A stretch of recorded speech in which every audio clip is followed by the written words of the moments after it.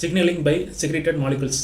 இதில் வந்து இப்போ வந்து ஒரு சிக்னல் வந்து அனுப்ப போகிறோம், ஓகேங்களா. இப்போ வந்து இதில் 3 விஷயம் இருக்குது. ஒன்று எண்டோக்ரைன் சிக்னலிங், பேராக்ரைன் சிக்னலிங், இன்னொன்று வந்து ஆட்டோக்ரைன் சிக்னலிங். இப்போ எண்டோக்ரைன் சிக்னலிங்னா ஒரு சிக்னலை உருவாக்குது ஒரு ஹார்மோன், ஓகேங்களா. அதை வந்து ரொம்ப தூரத்துக்கு அனுப்புது, அது வந்து எண்டோக்ரைன் சிக்னலிங். இப்போ ஒரு சிக்னல் உருவாக்குது, அதை பக்கத்திலே கொடுக்குது அப்படின்னா பேராக்ரைன் சிக்னலிங். அப்புறம் ஒரு சிக்னல் உருவாக்குது, தனக்கு தானே அனுப்பிக்குது அப்படின்னா ஆட்டோக்ரைன் சிக்னலிங். இந்த எக்ஸாம்பிளுக்கு எப்படி சொல்லணும்னா, ஒரு 12th படிக்கிற பையன் இருக்கான், ஓகேங்களா. அவன் வந்து ஒரு பொண்ணு லவ் பண்ணுறான், அது வந்து பக்கத்து ஊர், அதுக்கு வந்து லெட்டர் அனுப்புகிறான், அது வந்து எண்டோக்ரைன் சிக்னலிங். அதே 12th படிக்கிற பையன் வந்து அவங்க வீட்டுக்கு ஏற்றாப்புல ஒரு பொண்ணு இருக்குது, அதுக்கு ஒரு லவ் லெட்டர் போட்டு வர்றான், அது வந்து பேராக்ரைன் சிக்னலிங். அப்புறம் அந்த வீட்டு பையன் இருக்கான்ல, அவனோட வீட்டு மாடியிலே ஒரு பொண்ணு இருக்குது, அதுக்கு ஒரு லெட்டர் கொடுக்குறான், ஆட்டோக்ரைன் சிக்னலிங், ஓகேங்களா. இந்த எண்டோக்ரைன் சிக்னலிங் ஃபர்ஸ்ட் பார்க்குறோம். இதில் நிறைய ஸ்டெப்ஸ் இருக்குது. நார்மலாக இப்போ ஒரு செல் வந்து ஒரு ஹார்மோனை உருவாக்குது, அதை வந்து பிளட்டில் ரிலீஸ் பண்ணி விடுது, அந்த பிளட்லேருந்து கிளம்பி பிளட்டில் ட்ராவல் ஆகி எங்கே போய் சேரணுமோ ஒரு தூரத்தில் உள்ள ஒரு செல்லுக்கிட்ட போய் சேருது. அதுக்கப்புறம் அங்கே போய் சிக்னல் டிரான்ஸ்டக்ஷன் ஸ்டார்ட் ஆகுது. அது ஆக்டிவேட் ஆன உடனே அங்கே உள்ள மெட்டபாலிசம் ஆகுது, ஜீன் எக்ஸ்பிரஷன் ஆகுது. இதெல்லாம் பண்ண உடனே அதுக்கப்புறம் அந்த ப்ராசஸ் வந்து டெர்மினேட் ஆகுது.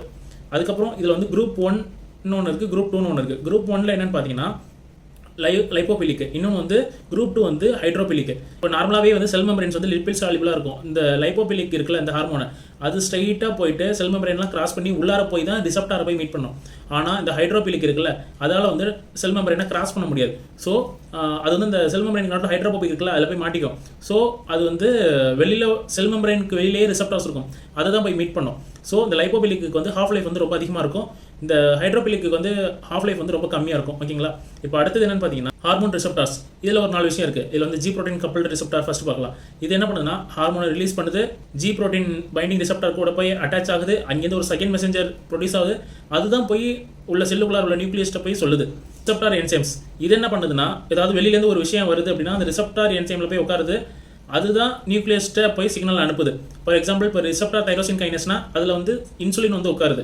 ரிசப்டார் குவைனல் சைக்ளேஸ் இந்த என்சைமில் வந்து ஏட்ரியல் நாட்ரியூரெட்டிக் பெப்டைட் வந்து உட்காருது. அப்புறம் என்னன்னு பார்த்தீங்கன்னா கேட்டட் அயன் சேனல். இதில் என்ன நடக்குதுன்னா ஹார்மோனோ லிகாண்டோ ஏதாவது ஒன்று வந்து இந்த கேட்டட் அயன் சேனல் வந்து உட்காந்ததுக்கப்புறம் தான் அந்த சோடியமோ பொட்டாசியமோ உள்ளார ட்ராவல் ஆகி போகிறதுக்கு இதுதான் ஹெல்ப்ஃபுல்லாக இருக்குது. அதுக்கப்புறம் 4வது என்னன்னு பார்த்தீங்கன்னா இன்ட்ராசெல்லுலார் ரிசப்டார்ஸ். 2 விஷயம் இருக்குது, ஒன்று சைட்டோபிளாஸ்மிக், இன்னொன்று நியூக்ளியர்.